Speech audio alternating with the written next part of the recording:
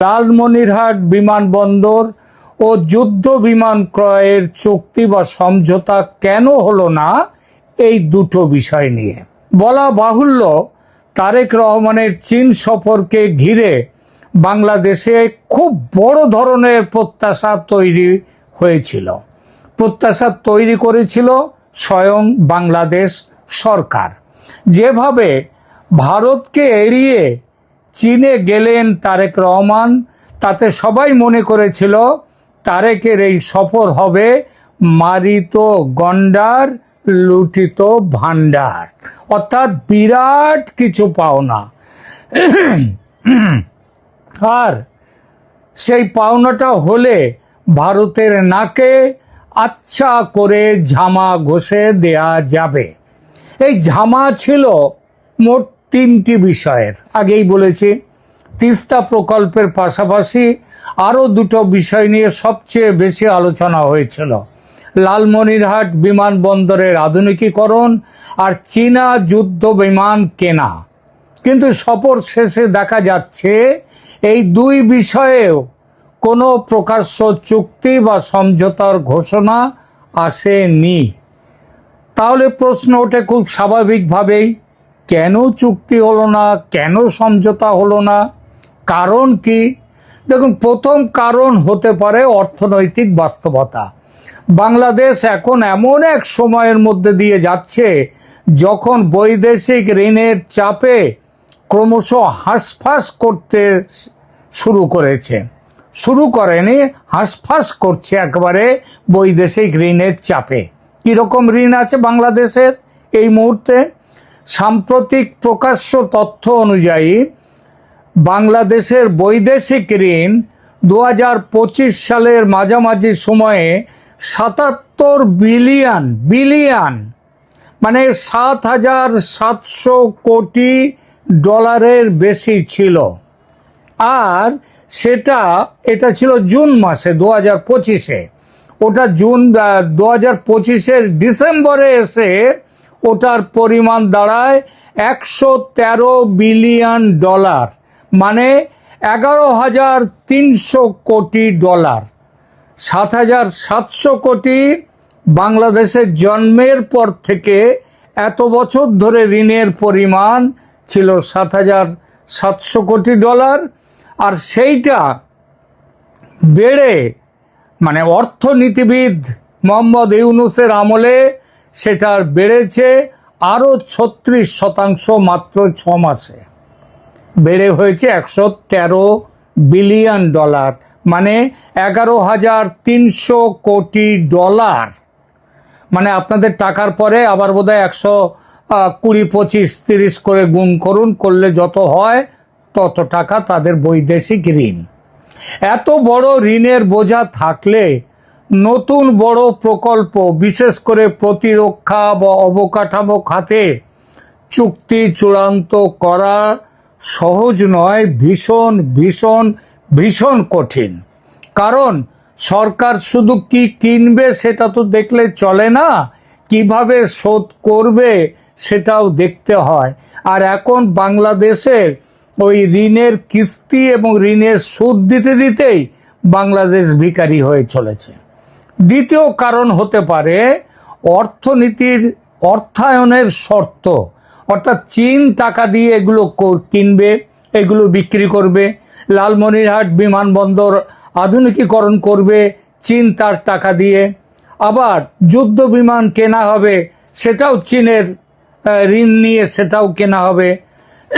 কিন্তু শুধু তো এতে হবে না, এর সঙ্গে থাকে প্রশিক্ষণ। মানে যুদ্ধ বিমান কেনাটার যেমন খরচ আছে একটা বড়, তেমনি তার বৈমানিকদের প্রশিক্ষণ, সেগুলোকে সংরক্ষণ, খুচরো যন্ত্রাংশ, অস্ত্রসজ্জা, রক্ষণাবেক্ষণ, সিমুলেটর আর দীর্ঘমেয়াদী সার্ভিসিং প্যাকেজ, এগুলোর মোট খরচ অনেক সময় মূল বিমান কেনার দামের চেয়ে বেশি হয়ে যায়।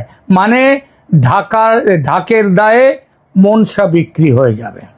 তাই দাম, কিস্তি, সুদের হার, ডেলিভারির সময়সূচি এসব নিয়ে যদি দর কষাকষি করে কোনো জায়গায় না মেলে তাহলে চুক্তি পিছিয়ে যায়। খবর পাচ্ছি বাংলাদেশের অর্থনীতির খবর তারেক রহমান সরকার যত না জানেন তার থেকে বেশি জানে চীন। যারা ধার দেয় তাদেরকে তো জানতে হয়। তাহলে আর একটা কথা এই প্রসঙ্গে বলি, চীনের থেকেও কিন্তু বাংলাদেশের বেশি বৈদেশিক ঋণ সব থেকে বেশি হচ্ছে তো বিশ্ব ব্যাংক, তারপরে এডিবি, এশিয়ান ডেভেলপমেন্ট ব্যাংক, আর তারপরের জায়গাটা হচ্ছে কিন্তু চীনের নয়, জাপানের কাছ থেকে সবচেয়ে বেশি দেশ হিসেবে ঋণ নেয়া, তারপরে চীন, তারপরে ভারতের আছে। তাহলে প্রশ্নটা আসছে, চীন তো সব জানে, জানার পরে তারেক রহমানকে প্রশ্ন করেছিল যে কিভাবে এই দেনা শোধ হবে আর কিভাবে দেনা যেটা আছে সেগুলো শোধ করবেন। ফলে চুক্তি আর হয়নি। এটা দ্বিতীয় কারণ। তৃতীয় কারণ হতে পারে রাজনৈতিক সংবেদনশীলতা। লালমনিরহাট বিমানবন্দর ভারতের শিলিগুড়ি করিডর বা চিকেন স্নেকের কাছে রংপুর ডিভিশনে। উত্তরাঞ্চলের এভিয়েশন অবকাঠামো এটা শুধু একটি সিভিল প্রকল্প নয়, এর বিরাট কৌশলগত মূল্য আছে, যে মূল্য দেখে চীন কিন্তু উৎসাহিত হয়েছিল ভারতের ওপরে নজর রাখা যাবে লালমনিরহাট থেকে। কিন্তু এমন প্রকল্পে চীনের উপস্থিতি ভারত খুবই সংবেদনশীলভাবে দেখে, আর দেখাটা স্বাভাবিক। ফলে বাংলাদেশ অনেক সময় এমন প্রকল্পে প্রকাশ্যে দ্রুত এগোলে ভারত কিন্তু কূটনীতিতে আরও চাপ দেবে, যেরকম চাপ গত কিছুদিন ধরে ভারত দেয়া শুরু করেছে বাংলাদেশের ওপর। চতুর্থ কারণ হলো চীনের নিজের একটা কূটনৈতিক হিসাব আছে। চীন, ভারত, রাশিয়া, তারপরে হচ্ছে ব্রাজিল এবং সাউথ আফ্রিকা, এদেরকে নিয়ে ব্রিক্স তৈরি হয়েছে। ব্রিক্স হচ্ছে আমেরিকার পাল্টা হিসেবে, ডলারের পাল্টা। চীন এবং ভারত দুজনেই হচ্ছে ব্রিক্সের সদস্য। চীনের পররাষ্ট্রমন্ত্রী এই কদিন আগে, 3-4 দিন আগে দিল্লি সফর করেছেন। কেন?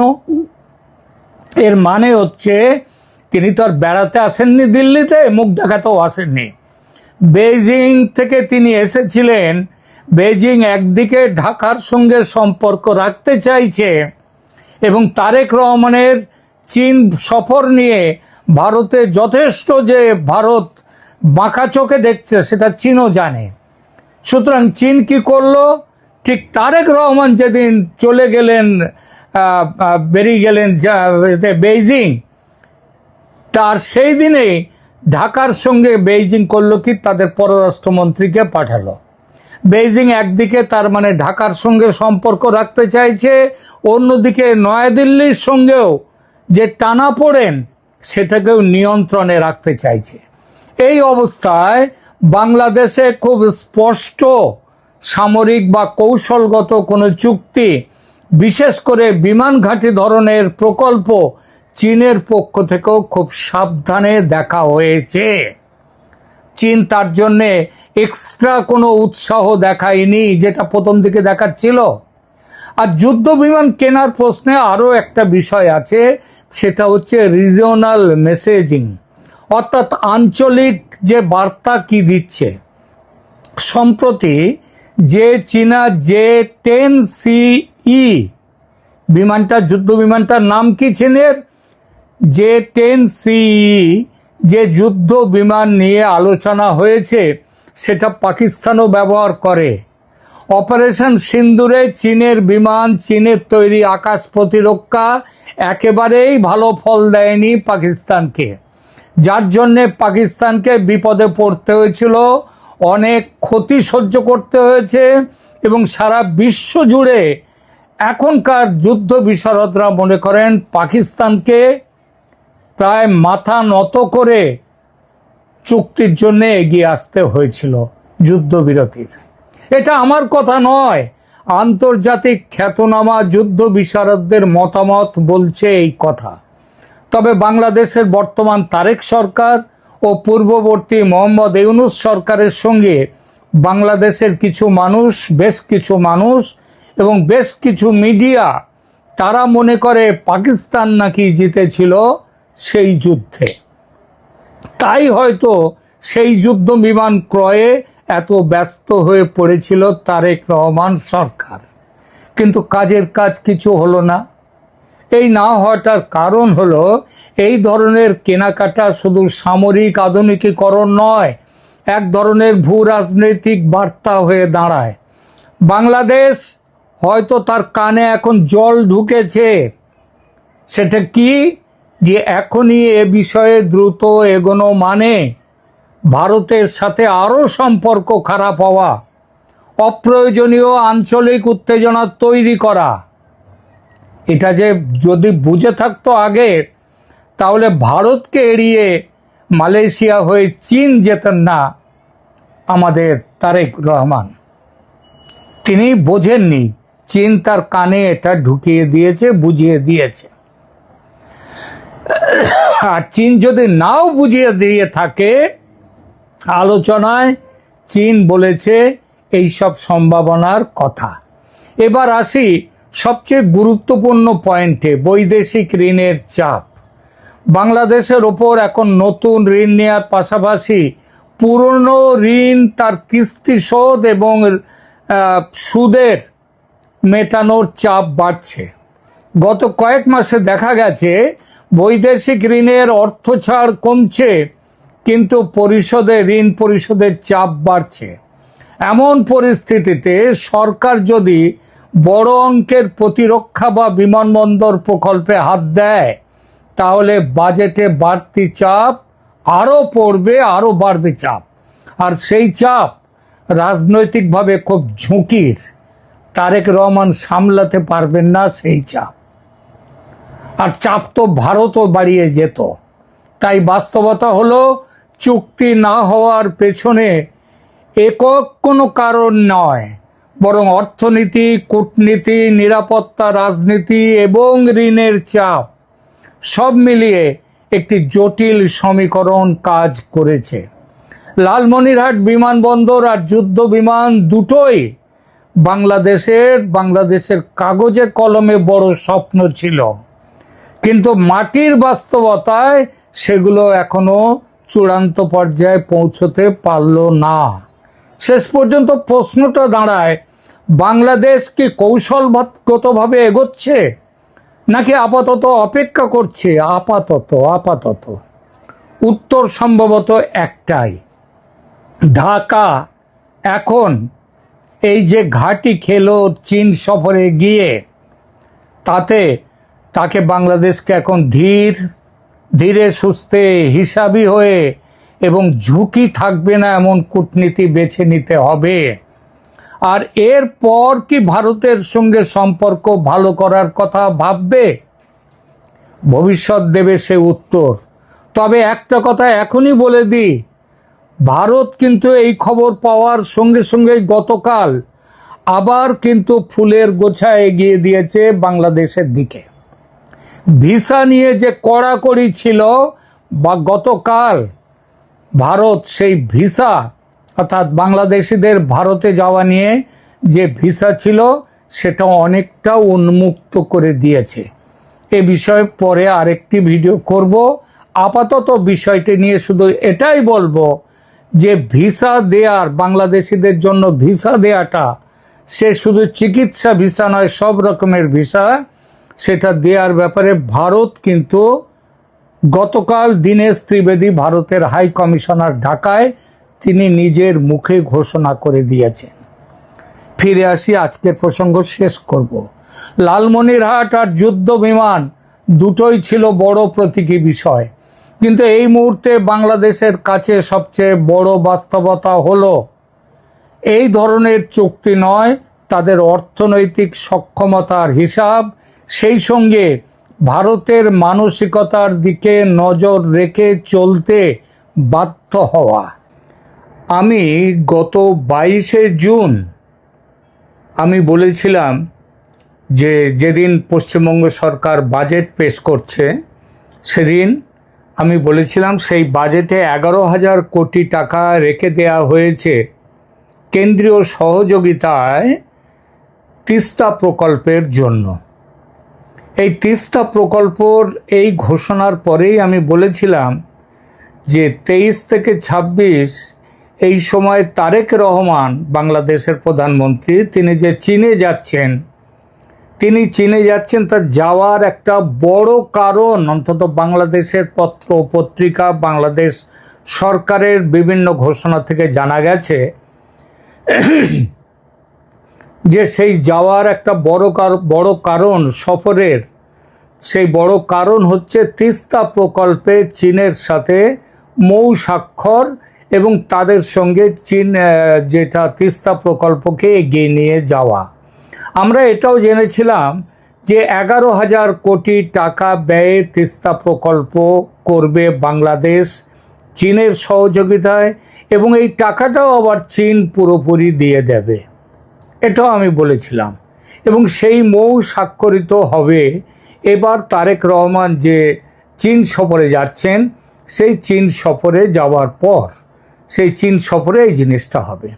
কিন্তু আমি আমার সেই ভিডিওতে বলেছিলাম প্রতিবেদনে যে পশ্চিমবঙ্গের যদি উজানে এই যে পশ্চিমবঙ্গের প্রকল্প থাকার ফলে বাংলাদেশের প্রকল্পের উপরে চাপ তৈরি হবে এবং বাস্তবে বাংলাদেশের পক্ষে কিছু করা কঠিন। সুতরাং এই পরিস্থিতিতে বাংলাদেশ চীনের মৌ স্বাক্ষর তিস্তা নিয়ে আদৌ হবে কি না আমি এই সন্দেহ সেদিন জানিয়েছিলাম এবং দেখা গেল বাস্তবে ঠিক তাই হয়েছে। আজ 26শে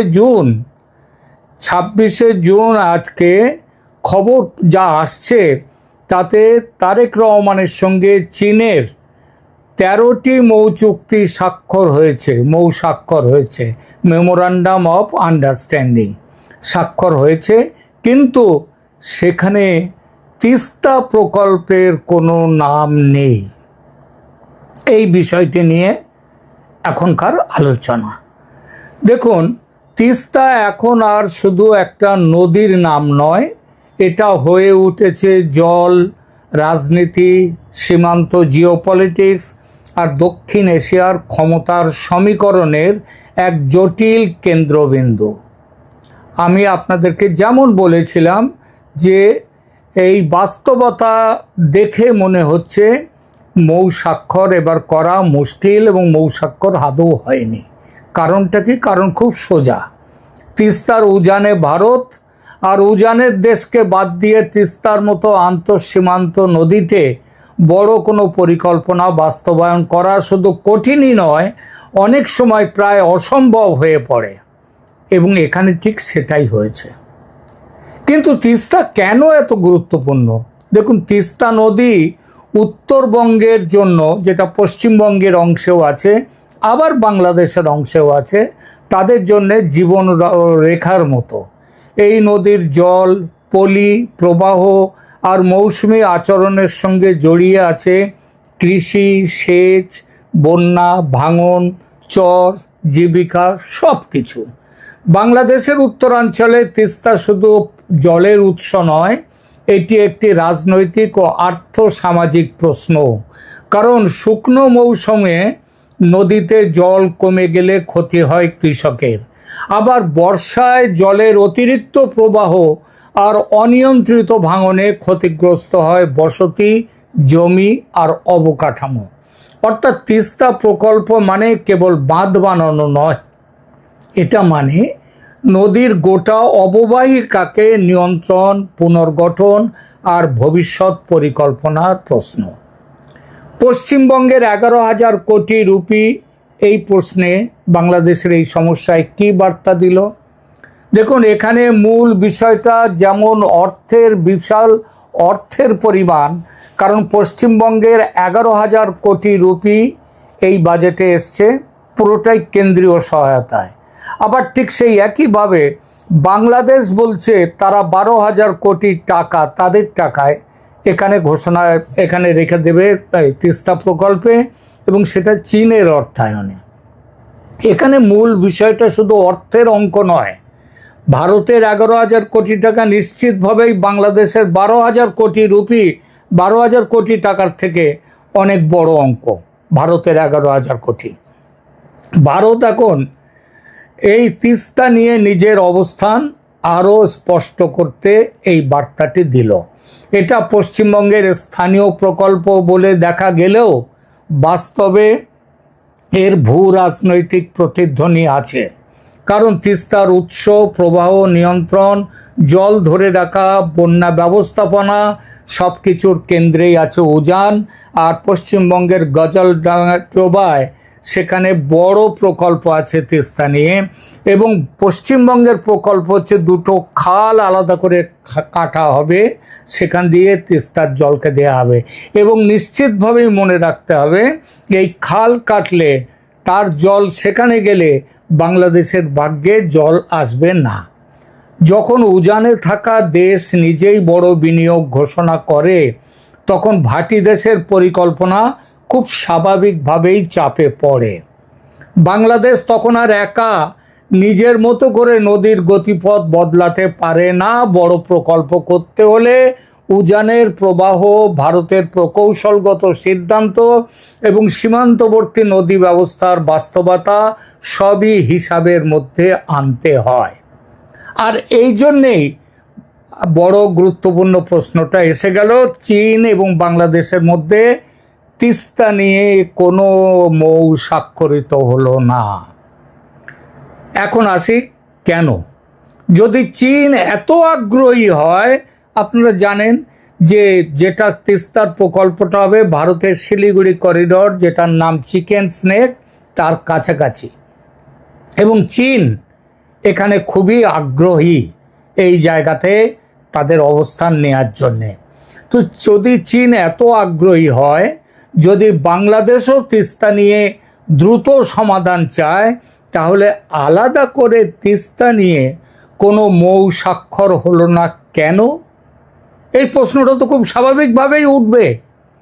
তার উত্তর কেউ ঝেড়ে কাশবে না, বাংলাদেশের পক্ষ থেকে, চীনের পক্ষ থেকেও। কিন্তু তার উত্তরটা যেটা হলো, সেটা এক কথায় উজানের বাস্তবতা। তিস্তা এমন কোনো নদী নয় যেটাকে শুধু বাংলাদেশের ভেতরে বসে টেকনিক্যাল প্রকল্প দিয়ে পুরোপুরি সামলানো যাবে। নদীর বড় অংশের প্রবাহ নিয়ন্ত্রণ ও কাঠামোগত প্রভাব ভারতের ভূখণ্ডের সঙ্গে যুক্ত।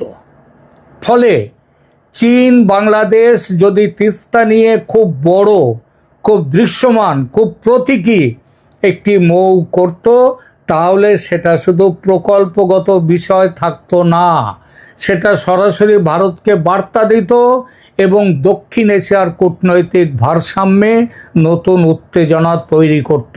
এটা যেমন ঠিক, তেমন এর থেকেও বড় ঠিক যে এখন বাংলাদেশের পক্ষে ভারতের অনুমতি নয়, ভারতের সাথে কথা না বলে কোনো তিস্তা প্রকল্প করা যাবে না। তাই বাস্তবসম্মত পথ ছিল বেশি সতর্ক, বেশি টেকনিক্যাল, বেশি আড়াল রেখে দিয়ে কিছু করা। অর্থাৎ বড় বড় ঘোষণার বদলে ছোট ছোট নদীর ব্যবস্থাপনা, প্রশিক্ষণ, কারিগরি সহযোগিতা, জলের প্রযুক্তি, তারপরে সম্ভাব্যতা, নানা সমীক্ষা, এই ধরনের সমঝোতা দিয়ে বিষয়টি এগিয়ে নেওয়া। আর চীন সেটাই করেছে। এটা অনেকটা এমন যেখানে রাজনৈতিকভাবে সবাই তিস্তা চায়, কিন্তু কূটনৈতিকভাবে এবং বাস্তবসম্মতভাবে তিস্তাকে সেইভাবে কাজ করা যায় না এবং কেউ খোলা সংঘাতেও যেতে চাইছে না। চীন চাইছে, বাংলাদেশ চাইছে, কিন্তু বাস্তব পরিস্থিতি তাদেরকে আটকে দিচ্ছে। ভারতকে বাদ দিয়ে এটা সম্ভব নয়, কারণ আসল সত্যটা খুব কঠিন।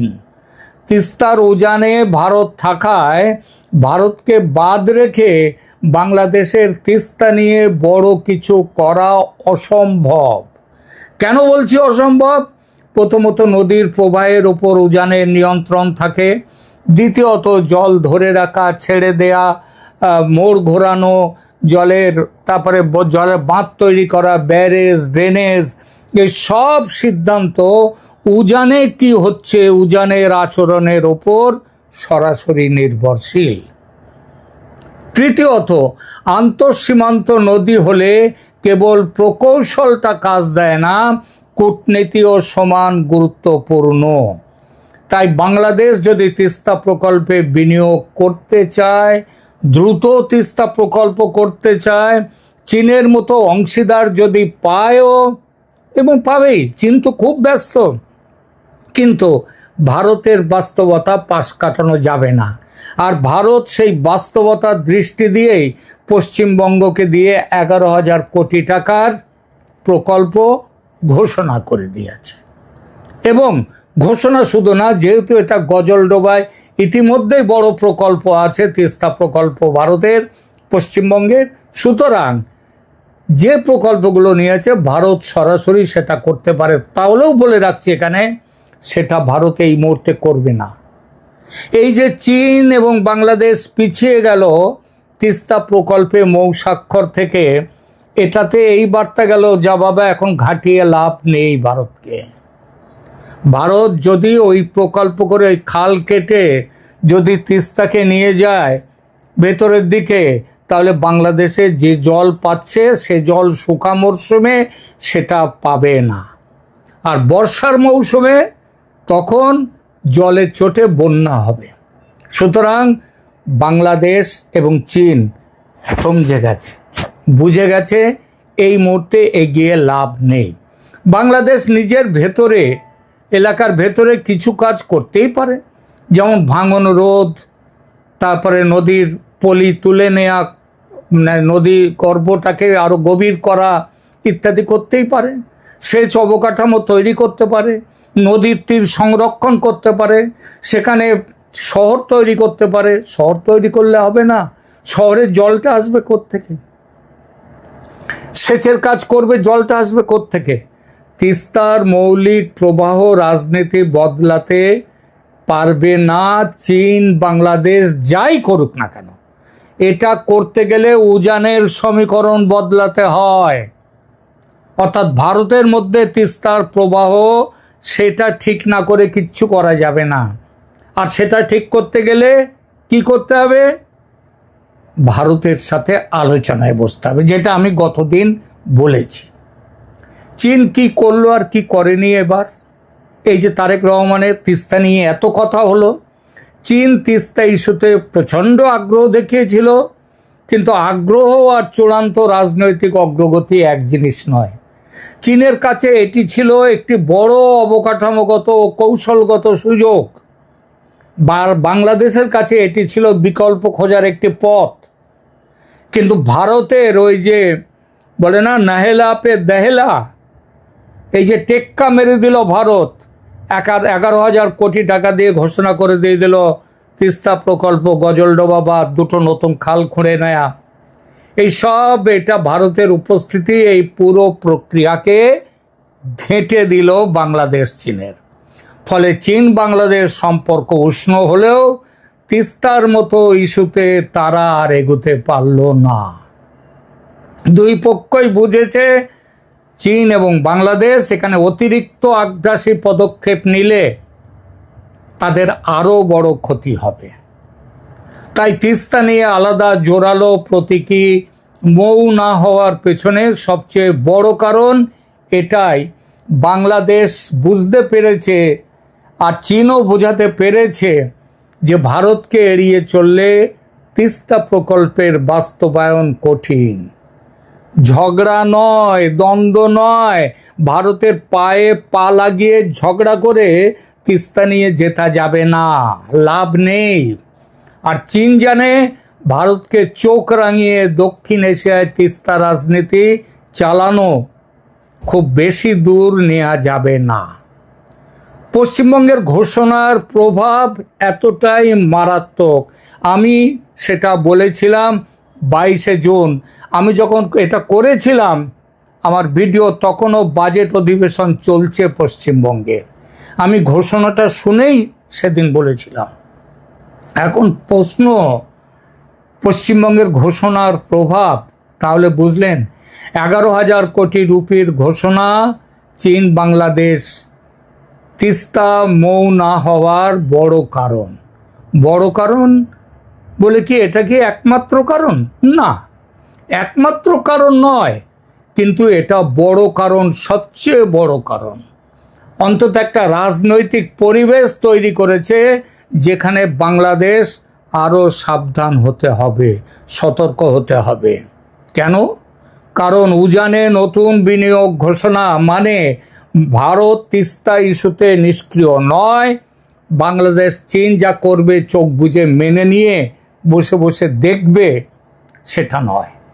উজানে ভারত সক্রিয় যদি হয় তাহলে ভাটিতে বাংলাদেশ একা দাঁড়িয়ে বড় কোনো সিদ্ধান্ত নিতে পারে না, নিতে গেলে মুশকিল, নেওয়া যাবেই না।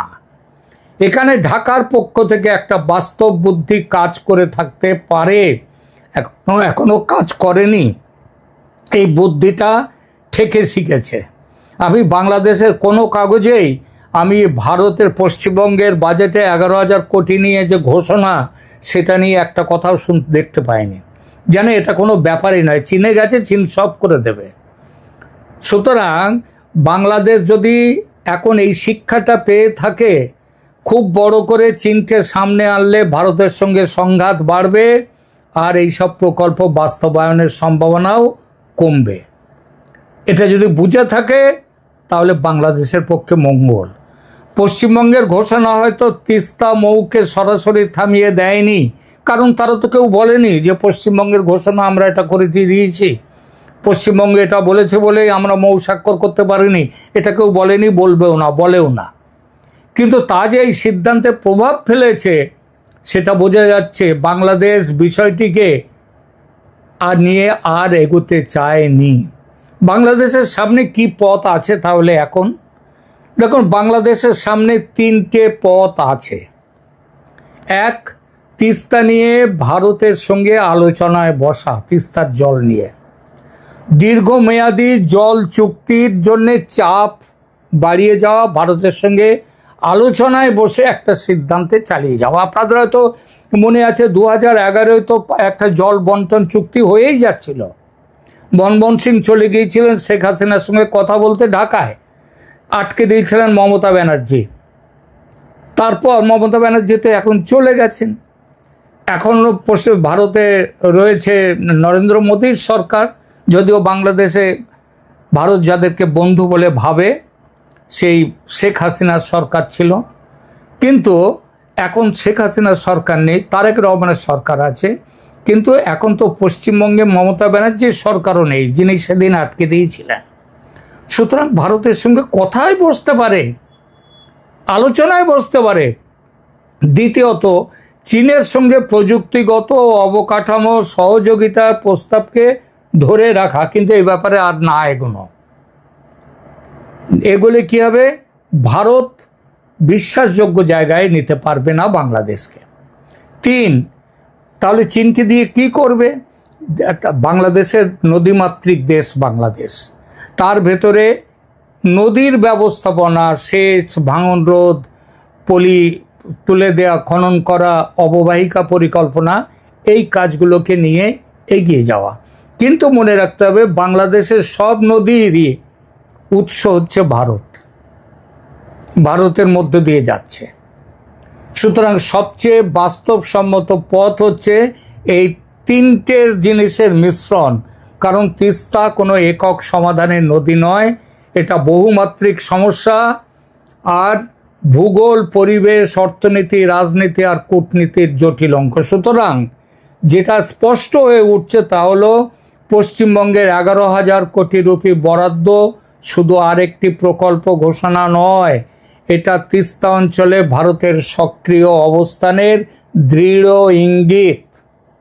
আর সেই ইঙ্গিতই বাংলাদেশকে চীনের সঙ্গে খুব বড়, খুব দৃশ্যমান তিস্তা মৌয়ের পথে যেতে নিরুৎসাহিত করেছে। এবং চীন তাদেরকে বোঝাতে পেরেছে যে এভাবে কাজ হবে না, অনেক ঠেকে শিখেছে। তিস্তা নিয়ে বড় সিদ্ধান্ত নিতে হলে শুধু উন্নয়ন ইচ্ছা যথেষ্ট নয়, উজান, ভাটি, রাজনীতি, অর্থনীতি, কূটনীতি, ভারতের সঙ্গে সহজ সম্পর্ক, সব কিছুকে একসঙ্গে মিলিয়ে দেখতে হবে, নইলে বিপদ বাড়বে, কমবে না। এই মুহূর্তে তিস্তার সবচেয়ে বড় শক্তি হলো নদীটা বাংলাদেশের মধ্যে, কিন্তু নদীর ভাগ্য ভারতের হাতে।